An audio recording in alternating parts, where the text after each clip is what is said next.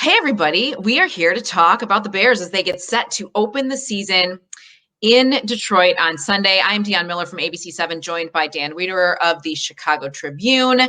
Dan, actual football is being played this week. We're very excited about that. Where do we see this Bears team falling as they head into this pandemic football season? It's the million-dollar question, isn't it? And this Bears team really, for many reasons, seems to have a range that is wider than we're used to seeing, right? There would be no surprise if this team won 11 games, contended for the NFC North, and got themselves back into the playoffs. By the same token, there would be no surprise if this team bottomed out and went 6-10 and all of a sudden had quarterback issues again and we're searching for a new head coach or general manager potentially. There is a wide range for this team, and I'm having trouble figuring out where I should stick my pin to start the year because there are so many questions that we could not answer seeing only 2 weeks of their 3.5 weeks of training camp practices to learn more about what the identity of this team actually is. Remember when kicker was the biggest issue? It's still an issue. It seems It's still an issue, by the way. now. Like, what? That was a year ago. People were talking about the Bears pushing for a Super Bowl. Clearly didn't happen. And the starting quarterback aside, I have not noticed a ton of improvement across the board. Here's hoping that offense can put up more points. That's the bottom line. And they have to go with the guy behind center who will do that. So if Mitch struggles, they've got to move him on. But enough quarterback. I mean, outside of the quarterback, there are other issues here, right? I mean, they want to establish the running game? Is David Montgomery going to be able to go right away? How can they kind of navigate this where he was the most significant starter injury, right, of training camp. And now here we sit just a few days out and his status still unknown. Yeah, when you talk about a team that had running game issues in 2019 and now they're starting running back who, oh, by the way, looked really good in the portion of training camp that he was healthy for, is dealing with a groin issue. Now you've got issues because you don't want to rush that. You don't take a running back who relies on his groin to be able to cut, change directions, accelerate, and do those things and risk turning what would be a 3-week injury into a 3-month injury. So they're going to have to be very cautious with Montgomery in the early going. Now, I will say this, they have to show a greater commitment to the running game. They believe they've made revisions schematically to make that happen. They believe also in the passing game that they've added some speed to the receiver position. And as you know, with Jimmy Graham and Cole Kmet, they think they've got two really good football players that will address a major 2019 weakness. And so if you can make just modest gains in the running game with your tight ends, with your receivers, with your offensive line, now all of a sudden you've got the chance to make a leap from the bottom 5 in the NFL to, okay, let's say 17th or 18th. You do that, you've got a Super Bowl ready defense on the other side of the ball that can win you games. Let's see where you can take it. Yeah, it was fun to watch Jimmy Graham during training camp because you could see just the upgrade at tight end, and hopefully that's a connection that works. The same with Cole Kmet. Like they look bigger. They have a presence about them that we haven't seen before. Oh, and by the way, Trey Burton on injured reserve yet again. So they have not gotten this position right. So now they are. Now it seems like they're going to, and I'm excited to see how that kind of integrates itself into this offense. You mentioned the Super Bowl ready defense. How good is this defense going to be?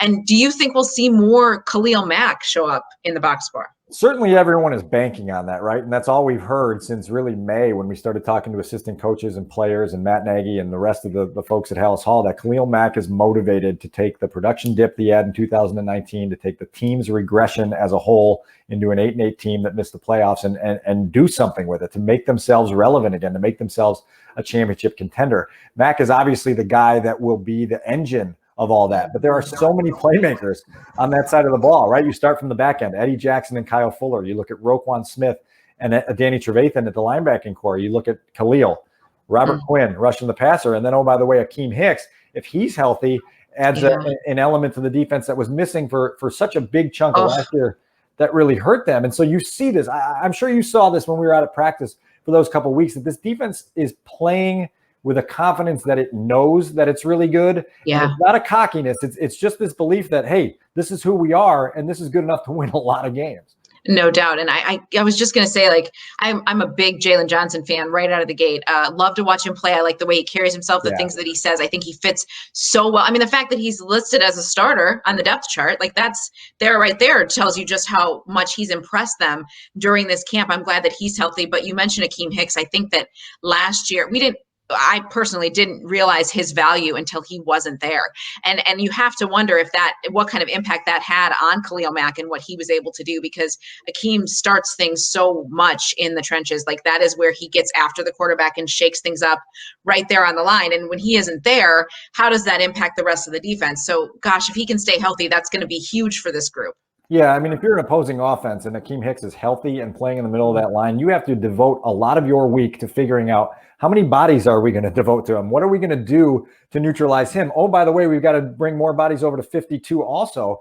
And so suddenly you as a defense have the upper hand across the board in trying to make an offense play the game on your terms. And so Akeem Hicks' health is a major deal. Were they still good without him for a chunk of last season? Yeah. Absolutely. But they weren't elite, and they weren't getting those sacks, and they weren't getting the takeaways, and they weren't getting the defensive touchdowns that made 2018 into a joyride. And so that's got to come back. And I think his presence is a big deal there. Robert Quinn's presence will be a big deal as well. And he's been limited through chunks of training camp. So we're going to have to go into week one wondering what the health status of a couple of these guys are and figure out where this Bears defense can take things. As frustrating as some of these Zoom interviews have been, I have become fans of these guys quickly, guys like Robert Quinn and Johnson, because we've gotten to know them this way and gotten to talk to them this way through a crazy time. So that's been really cool. It's easy to cheer for them, but now we want to see it all come together on the field. And dare I say, Hicks came in like looking trim, in shape. He looked good, right? I mean, quarantine did him well. Yeah, and I can't remember. He was telling us earlier in the offseason about some quarantini drink that he was drinking early on as he was getting his brain and his arms wrapped around the pandemic. But he did look good, and then he suffered that quad injury. Hasn't been back on the field, and so certainly week one in Detroit, what you want to see is Akeem Hicks able to play a full game? Is he able to play at full potential and full force? If he is, this defense is going to be really good. And I think we're in the same place that Chicago's always in. A Super Bowl ready defense asking an offense to come along. The offense has to do its part. Oh, let's hope that can happen. Where do you think they stack up in this division? It's a tough division. It really is. Yeah. I think the Packers, obviously coming off a NFC Championship appearance. The Vikings have been good really for the last few years here. The Bears are going to have to win division games starting, by the way, with week one in Detroit. You got to take the gimmies when they're there. I could see them contending for this division championship, but it all circles back to what we've talked about ad nauseum. Can they get reliable quarterback play on an every week basis? As much as we've talked about the quarterback competition, it was never about Mitch Trubisky being better than Nick Foles or Nick Foles being better than Mitch Trubisky. It's about one of them being better than the opponent on a regular basis, right? Like, we can't get lost in the parade for Mitch winning the starting job and forget that you got to go play winning football against some really good teams here for this team to be back in the playoffs. If they're not in the playoffs, oh, by the way, welcome to football in Chicago. It'll be it's 2010 is their last playoff win. That's a long, long, long drought. I don't want to, math has never been my strength, but I'm pretty sure that was a decade ago. Do you think Ryan Pace is feeling the pressure? I mean, he wouldn't admit that he was relieved that Mitch won that competition, but I mean, what would the conversation have been like if Foles had shown up and so clearly outplayed Mitch, which I guess thankfully for them and for him, it didn't happen, because I feel like he'd be sweating a little bit more if it had. See, I disagree, because I think at this point, Ryan understands that he's been given new life from the people above him, whether that's George McCaskey or Ted Phillips or anyone else at Hallis Hall. They've given him the free reign to continue leading this team as the general manager. And so right now, it doesn't matter who it is, whether it's Nick Foles, Mitch Trubisky, or you or me starting behind quarterback. They just have to win games. If they win games and get in the playoffs, Ryan gets a new lease on life. If their quarterbacks are no good and they miss the playoffs, he's in trouble no matter who it is that's starting. The Trubisky pick has obviously been the one that's weighed them down. And as you mentioned before, the Thursday night game between Deshaun Watson and Patrick Mahomes will leave everyone in Chicago with a pit in their stomach. But right now, the Bears only have to worry about winning football games. And I think that's where Ryan's focus is, that no matter who it is, just go get us some wins and we'll be able to exhale and sort of hit the reset button to some extent. I like Ryan Pace a lot. I always have. I've always loved chatting with him about football, not about football.